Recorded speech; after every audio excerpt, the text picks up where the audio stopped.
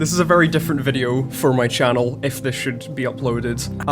So we're going to be talking about the Five Nights at Freddy's movie today. There will be heavy spoilers in this, so please do not watch this if you intend to watch the movie with a clear watch-through, a clean watch-through without any knowledge of it beforehand. Yeah, if you're watching this, you're probably gonna want to watch the movie anyway, just because, you know, it's for fans. Exactly, and also you're on my channel, so... Hey Josh, you want to introduce yourself? Hi, I'm Josh. I've been in a few of Adam's things. I'm the FNAF guy in circles. Yes, I must preface before we get into this discussion that me and Josh have been involved with this franchise just even a bit before the movie was announced. Yeah. So it's around 8 years, 9 years by now. 8.5, 9 years ago. Yeah, we've grown up with this franchise and it has unfortunately shaped our lives. So unfortunately, please. Yeah. So we are going to, we're going in as FNAF fans to this film, but I think we're gonna try and look at it as an objective film as well. So we're gonna be going quite in depth, I think, in this. And I think probably just to start it off, what are your overall thoughts of this movie? Just how were you feeling during it, coming out of it, and reflecting on it, kind of? During it, I didn't know how to feel, really. I felt like there were some highs, there were some lows. I went and saw this with friends. We made a whole big spectacle out of it. But walking out, the one thing that persisted in my head was half of this movie was great, half of this movie was dog awful. That's valid. It's really weird to come out like that, because usually there's a middle ground. But there really wasn't a middle ground here. Yeah, I mean, personally, I think overall I enjoyed the film, and I would say it's a good film, but it's nothing mind-blowing, and it's nothing, I didn't come away thinking, that was absolutely insane, or, I really want to go watch it immediately again.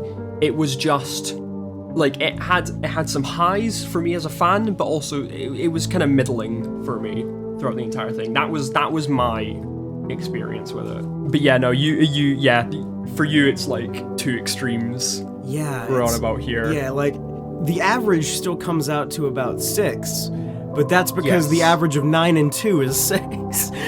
Exactly. It's 5, but you know. Yeah, I mean, if I were to to get it out of the way, I think if I were to rate this film based on my own enjoyability, about an 8, but probably based on as a film, I'd rank it about maybe 6 out of 10 at a push. Mm-hmm.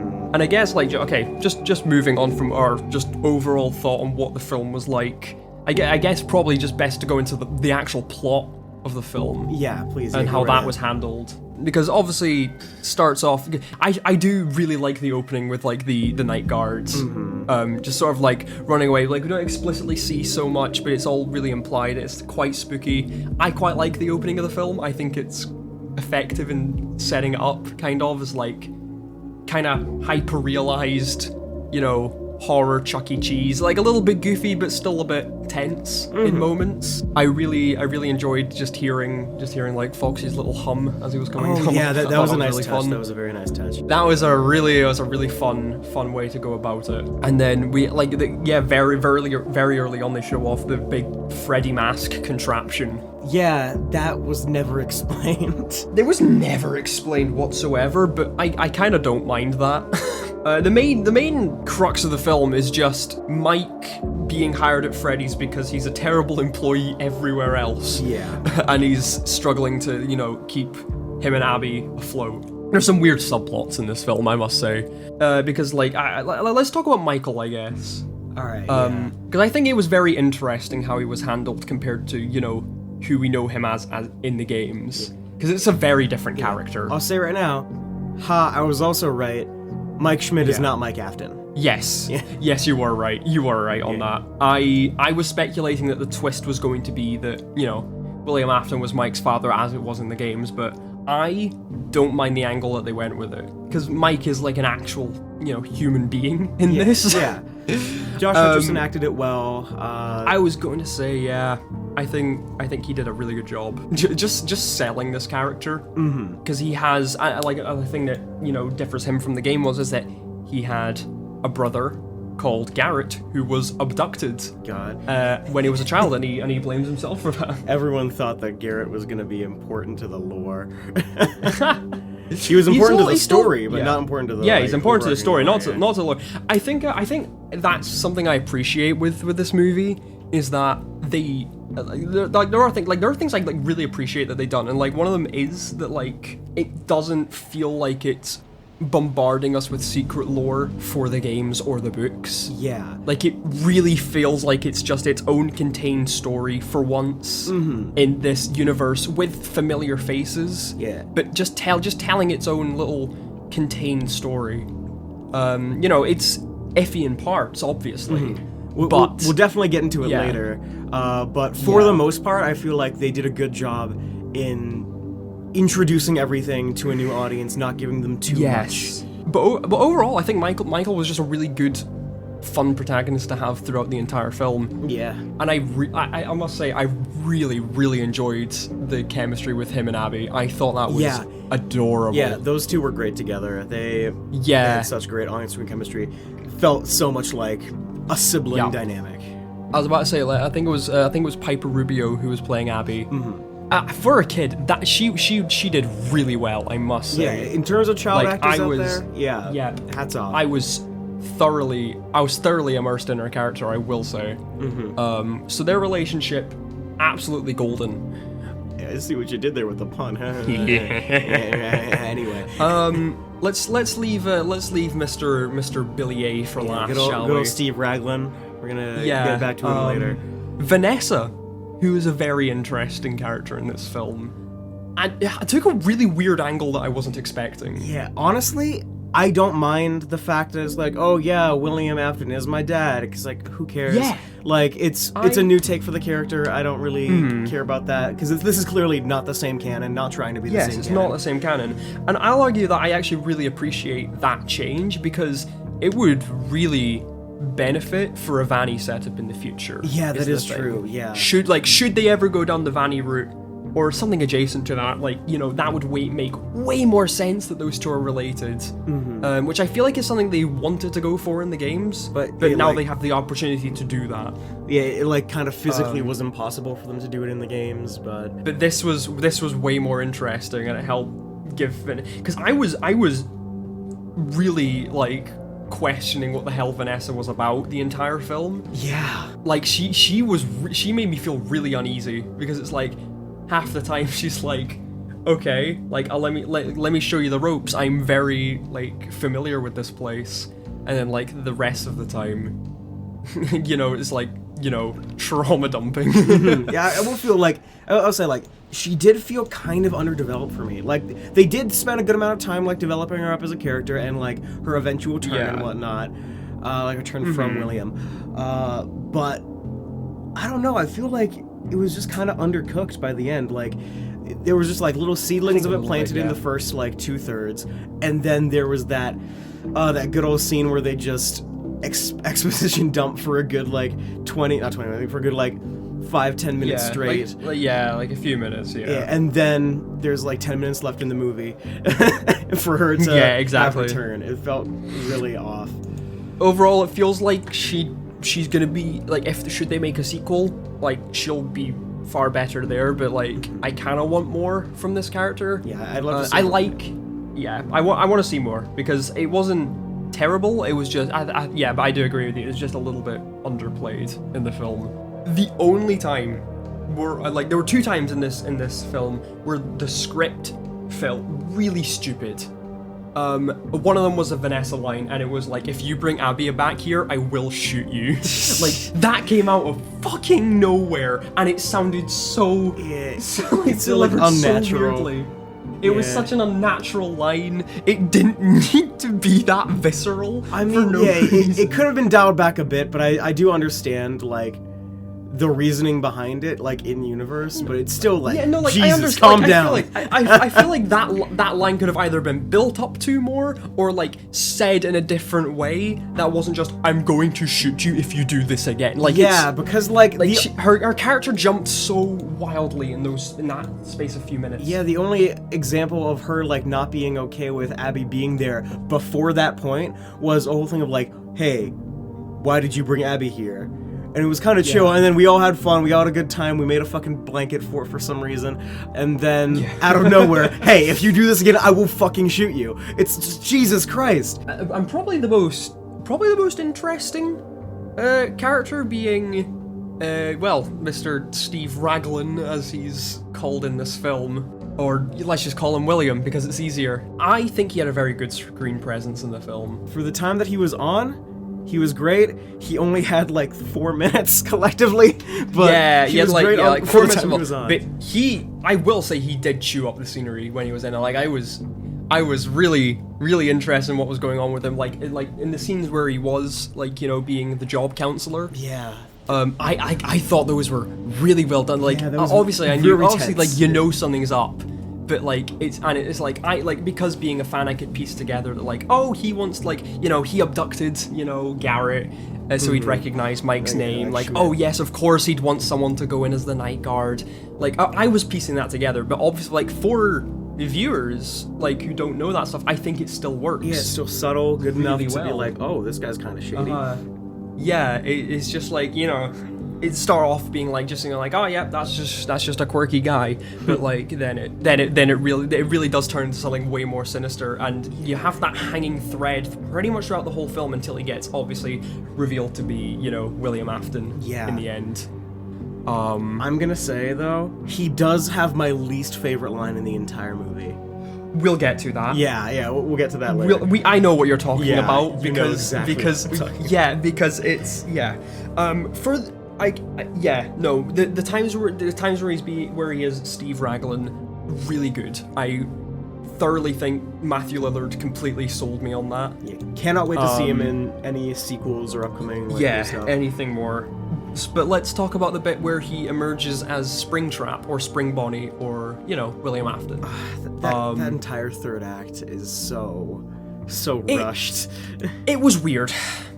I don't know how much more time we really needed with it. Maybe a little bit more. I feel like we could have done a little bit more with William at the end, rather than just that one sequence in the middle of the diner. I said this before, but I feel like this script could have benefited from taking stuff from Silver Eyes. Like, one of the many things including, like, introducing him earlier on, maybe in an earlier night, as an actual threat. Because as it is right now, Steve Raglan's there for, like, a minute or two in the first, 10 minutes of the movie. And then he is completely gone until the last, 5 minutes of the movie, where he comes back as William. I feel like you could have had a few more, maybe even just one more scene of him, in the middle, just doing something or another. Mm-hmm. Just something that clues us into the fact that there's something more going on with him. Even if you don't explicitly say he's linked to Freddy's or something like that, you could even link it even more to, the Garrett's abduction, or exactly, yeah, just something like that makes it more so, like he's properly involved, which again ties into the fact that as a fan we got a lot more out of those scenes than probably average viewers did. Exactly, yeah. But I still think Matthew Lillard acted it out well. Yeah, he was good. Except for one thing. Except for one thing. The one line that we're thinking about, I still think that he acted it the best that he could for the line.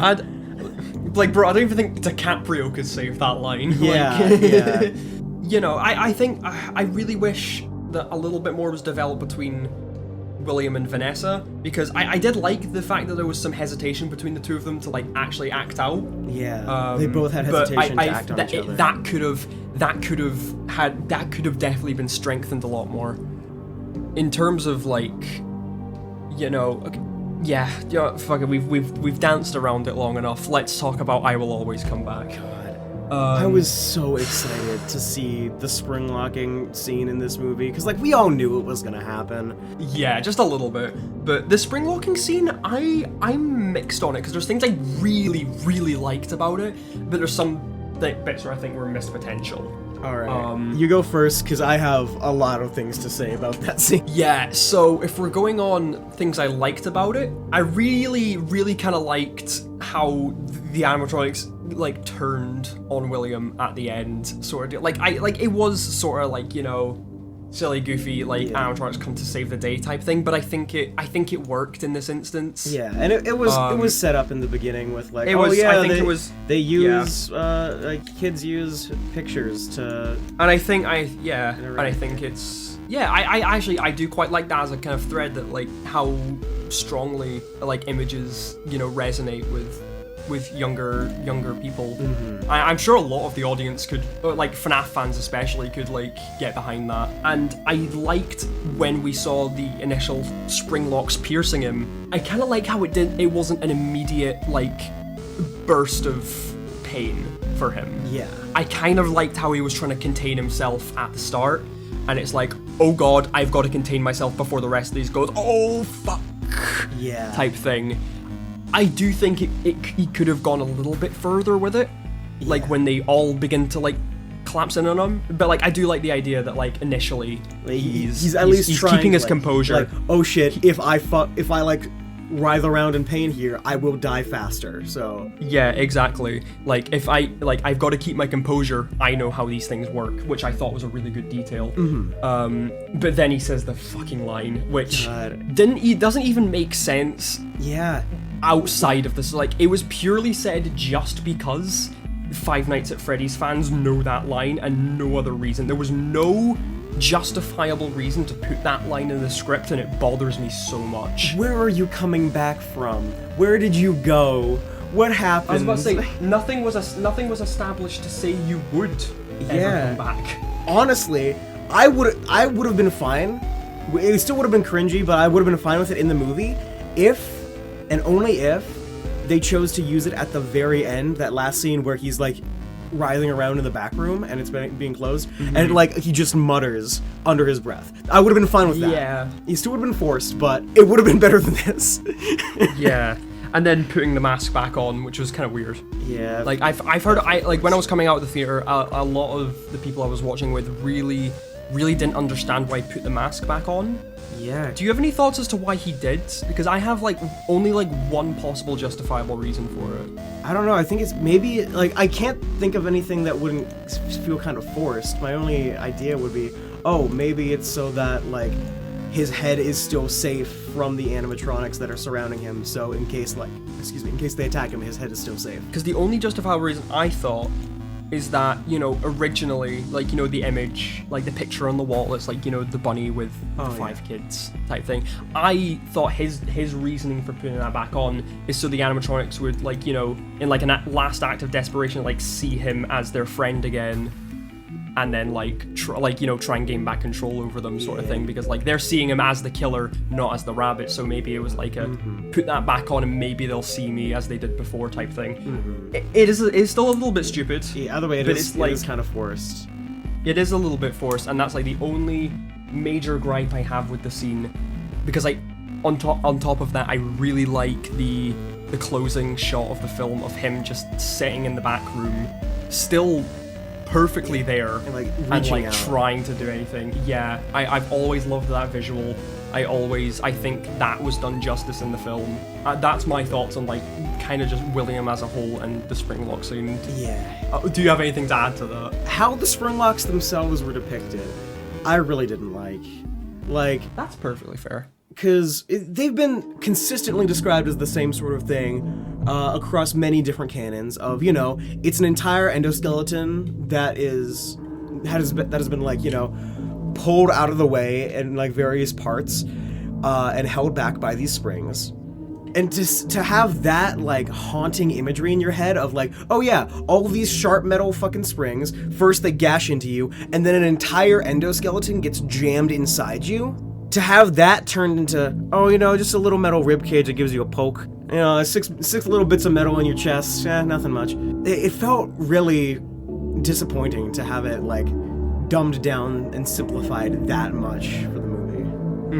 Like, I really felt they could have gone away with, you know, having, like, piercings in the arms and legs and, like, maybe through the torso a little bit more. Exactly. Like, with like arms and legs especially, I feel like they could have gone away with. Because then you could have that sort of, like, him, like, popping in different positions type deal as they begin to, like, unload on him. I do completely understand that, and I do wish it was more so along that angle. Yeah, like, the thing is, like, with a PG-13 rating, they definitely could have gotten away with it too. Because, like, you know, the R rating, oh yeah, it'll make sense if, like, the suit itself wasn't there and you just saw the endoskeleton going into him. That would be an R rating. But yeah, with PG-13 and with then we're talking about Saw. Yeah, that'll be like Saw shit. But with the PG-13 rating and, like, how it's been described, that's perfect for a PG-13 rating because you just need to have blood coming out of the holes and the joints and whatnot. That's it. And it just felt really disappointing to have it, like, that simplified. Yeah, I'm kind of on the same page now that you say it. It is just a little bit disappointing, the scene. I don't think it was badly done, but I feel like there was missed potential. Triumphantly saying, "I always come back while putting on the mask." It's just, the entire row erupted into laughter when that happened because nobody could take it seriously. Everyone was taken out of it when that line was said. Yeah, I wasn't looking at my friends at that point, but, like, I myself had, like, head in a hand, just, god damn it. Yeah, same. They did it. There was another moment where that exactly happened to me, and that'll be the last thing we talk about. Let's go on a more positive note with this next bit. The animatronics, because I have a lot of good things to say about the animatronics in this film. They were great, like, perfect, like, so well designed and built by Henson Foundation. The people inside the suits that were, like, acting as them, you could not tell that. Like, I was having a very difficult time telling what times they were using the robotics and what times they were using the actors. Especially since, like, we just watched Willy's Wonderland, like, the day before. And that movie is very much just fully, wow, these are just people in suits. Big mascot suits. Yeah, big mascot so, suit like, problem. Having that, like, rigidity of the robotic movements, they really sold it. Yeah, no, the animatronics, absolutely well put together. All of the scenes they have, really, really good, mostly. Like, as I said, I really like the bit at the beginning with the, you know, with the original Night Guard. With Foxy. And I think the best scene in the film comes from the break-in. Yeah. I think that is an absolute standout scene in the film, and it's so, because it's so fun, it's so, like, you know, tense. It's just like everything that I kind of wanted from the movie, honestly. Like obviously they sort of, like, hide some things, but, like, you know, setting up is like, okay, these guys are breaking into Freddy's, they're destroying a bunch of shit. You know, initially having a guy's face getting eaten off by the cupcake. It's silly. It's silly, but it's kind of like, you know, the actors taking it seriously and the film's taking it seriously enough, like, with enough, like, you know, like they're taking it seriously enough where, like, you know it's doing damage, but, like, not so seriously that you're like, you think it's being overindulgent. Yeah, the commitment is, like, the perfect sweet spot.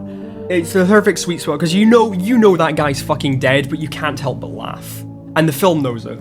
I really liked, like, Bonnie's kill in the closet. I thought that was really fun. Yeah. Little homage to the game of him hiding in the closet and, like, you know, having the light turn on. That sort of deal. I thought that was good.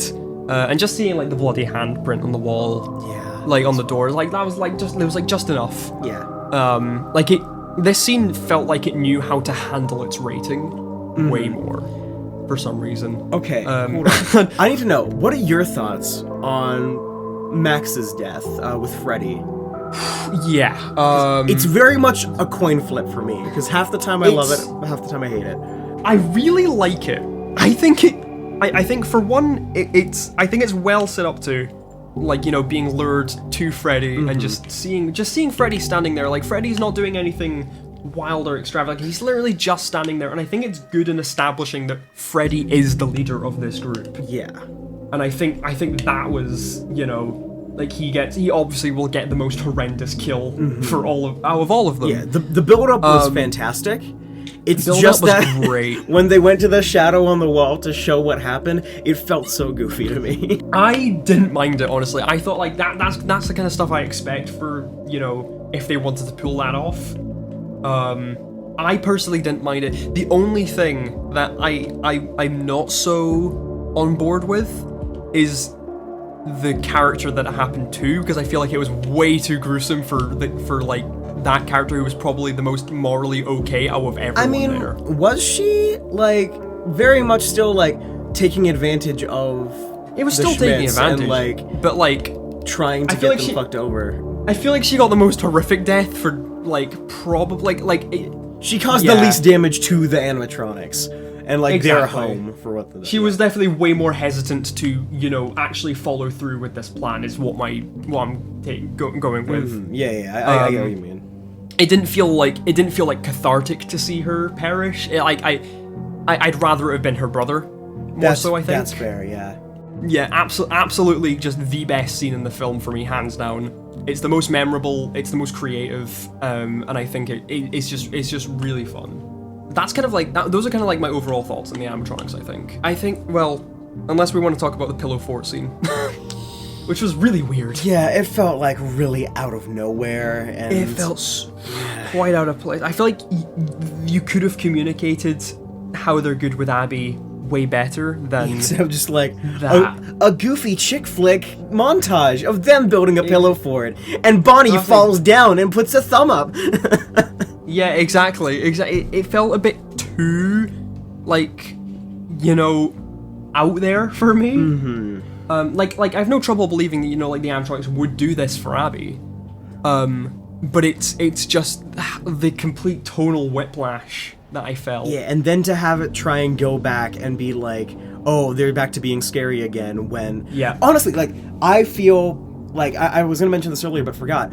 I feel like we should have got more Michael versus the animatronics action after that dream sequence where they all cut him up.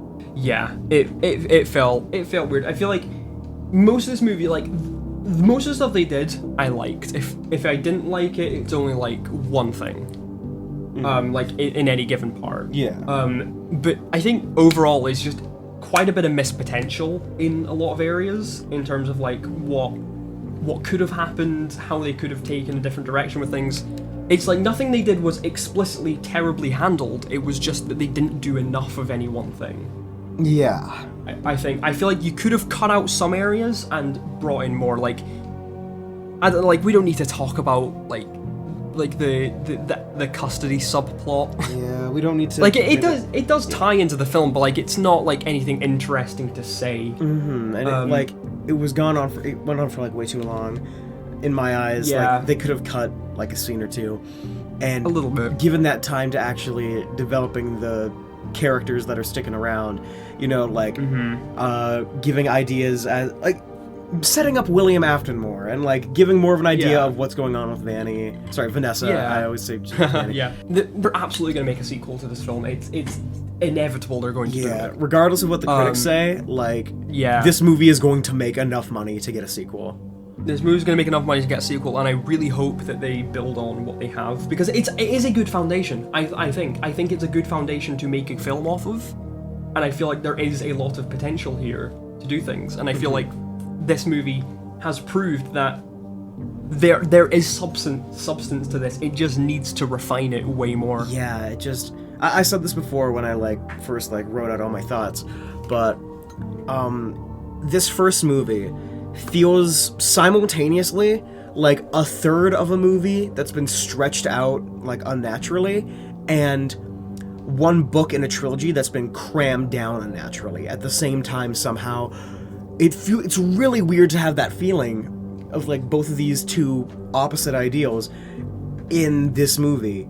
Regardless, it needs a sequel to develop the ideas more and build up what's going on. We got no explanation before or after of what the heck is going on with Golden Freddy, and he is never brought up outside of, oh, there's a fifth blonde child, and then, oh, there's a Freddy with a Sans eye, and there's no explanation of, oh, he's there too in the back rooms, or this was the Fredbear animatronic back in the olden days, or anything like that. That's another example of the only thing I can think of is that like it's a subtle, like, oh, there's a yellow rabbit. So there's also a yellow bear for some reason. Like that would be something like, oh, piece together in your head, like, okay, were these two connected in some way? Like, why is this thing only a part of the film? But obviously we're gonna do that as fans and not as a general audience. Yeah, and like I feel like if they wanted to do that, when Vanessa gives Mike that Polaroid of like the good old days with like Spring Bonnie, he's like, his name is William Afton. There should have also been Golden Freddy there, or like Fred. Probably, there totally should have been. There totally should have been. Again, with the missed potential. Let's move on from here, and talk about something a little bit lighthearted. Didn't expect the Map Pack cameo. Okay. That was so funny. I'm sorry. I'm a sucker for that type of stuff. Matt Pat working at a place called Sparky's. His name being Ness. that was a triple whammy of things for us. Oh, that was so funny. It felt like I know they were gonna make him say, but hey, that's just a theory. But it still felt a little bit weird. It felt kind of natural to me. Like it felt like, we had to. We need this. Yeah. They at least made it work with the dialogue at least. Like, he didn't like come back for a second round. It was literally just that one cameo. He was out of there. It was a nice thing. It was a nice thing for the fans, but it didn't really detract from the film. And then also Corey Kenshin, which felt a little bit weird, I'll say. It was. We didn't nice. need him to come back for the mid-credit scene, but I thought that like his scene in the actual like main movie was really funny. It was good. Yeah. It was literally just a short 20 seconds. Of things. It was like, yeah, that's nice. Obviously they had the other YouTuber cameos on like the employee board in the background, but like they're a blink and you'll miss it thing. They are in one shot of someone shattering the employee of the month thing. Exactly. But like, it's nice to know they're there. Yeah. But I think we should talk about the big cameo of the film. The one thing that I didn't want them to do in the movie, and it happened. Right, so credits begin to roll. And I hear those infamous notes play. I hear those infamous notes play, and I sink into my chair, head in hands, and curse the screen. Exact same reaction for me, of just like dead face, head in hands, just slunched over, like...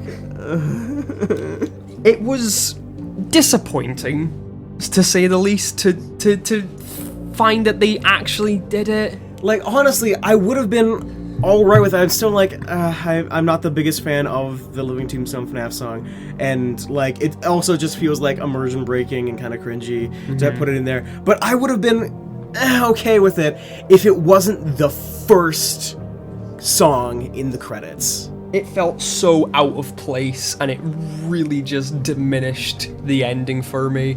Yeah. And it, like, I will, like, obviously to say no hate to the Living Tombstone whatsoever. Of course. Like, they make great stuff, and unlike Joe, I'll say, I actually quite like the FNAF 1 song. I'm not slandering the song, I just hate that it was used in the movie. Yeah. Because I'm really iffy on using, like, the fan-made material for like official stuff like this. It just feels really immersion breaking and like out of nowhere, and just like very much like a, hey guys, this is the thing guys, look, it's the thing like now this will forever be known as the theme for Five Nights at Freddy's, which I don't know how I feel about that. Also, what do you think of the reception this film's getting? I mean, 25% critics, 85% audiences. That's about average for a video game movie. I think like specifically this thing has the same problem as Mario did, in that like if you're a fan, you're going to get a lot out of this film. If you're not, then it's going to be just another movie for you. Like, there's nothing in this film that like explicitly is mind-blowing, or is really gonna get you to like really want to go out of your way to watch it. this movie is... You're going to get a lot more out of this movie as if you're a fan. I will say, I do think it's I think it's an okay entry-level horror film. Mm-hmm, yeah. Because it's not... it's not scary. This film is not scary one bit. It's tense and it's unsettling and it's like background a lot more and like the backdrop of it. Sorry.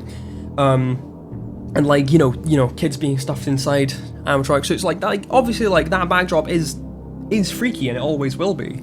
But the film doesn't really like freak you out so much, and I feel like it teeters sometimes on like actually wanting to freak out the audience and like realizing that it's not really going to get a jump out of you, and I feel like that's another issue I have with the film. Yeah.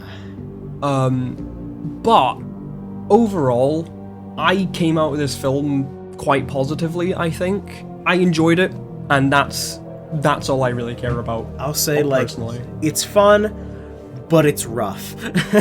Yeah, it's got quite a lot of rough edges to be sanded down. Yeah. And I really hope they touch that up for the next film. Mm-hmm. That they do, or even if it's like something else, like if they go like the series route or anything with it. Dude, honestly, imagine a fucking anthology series, Fazbear Frights, Netflix series and anthology Fazbear Frights. See, like I would want that, but then I see what they do with the graphic novels. Yeah, and I weep because I know they would just mess it up. Yeah. I know it would just be bad. Oh, sorry. One more thing before you do the whole outro ramble. The fact that it was actually like more than one night. I'm really happy with that. Yes! Yeah, it was as the title said, 5 Nights at Freddy's. I thought it was 6, but yeah. Well, I can't remember. I counted. I was counting during the thing. Yeah. I counted 6, but either way, more than one. That way now the critics and all the general audiences aren't going to be like, oh, 5 Nights at Freddy's, it was only one night. Anyway. But yeah, no, really, thank you for discussing. I'm glad we got our thoughts out. Yeah, thanks for having me. Yeah, absolutely. Go check out Josh. Not that like I can promote him any better, but go check out Adam, please. You're already on his channel, but go. Hit the quirky little subscriber. I'm not a FNAF channel. Please don't think I'm a FNAF